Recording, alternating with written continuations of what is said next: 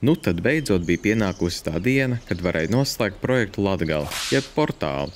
Jāsaka tā, paveicās, ka vispār izdevās nogādāt visu konstrukciju līdz galamērķim, taču pēc gara brauciena es nekavējoties ķēros pie darba.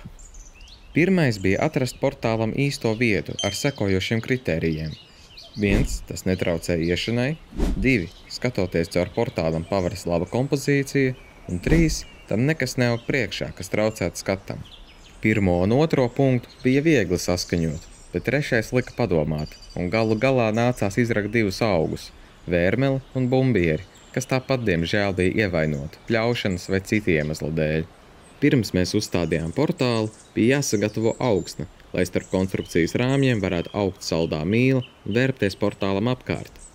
Pēc tam iedzenām kolonnas, kas bija krietni vienkāršāks process nekā tam bija gatavojies.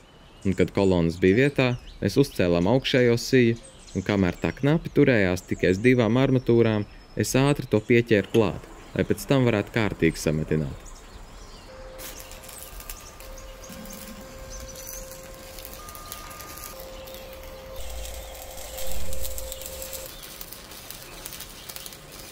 Šeit es izraku to vērmeli un bumbieri, un pēc tam mēs pielīdzinājām mēslojumu un zemi apkārt portālam.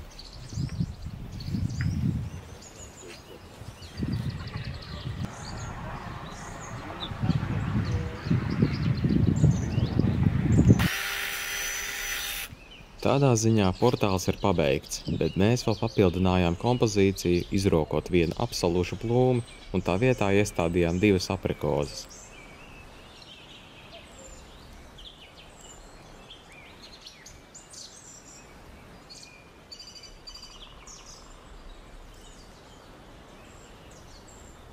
Šo aprikožu šķirnes ir lāsma un velta.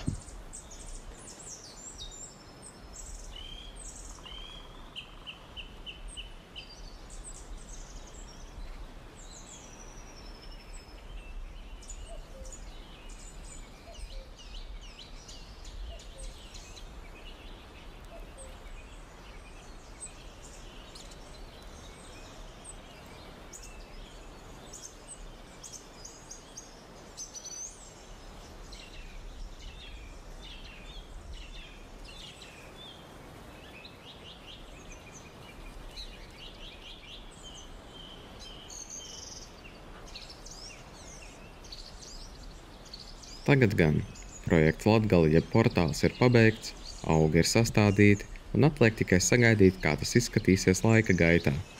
Paldies, ka skatījies!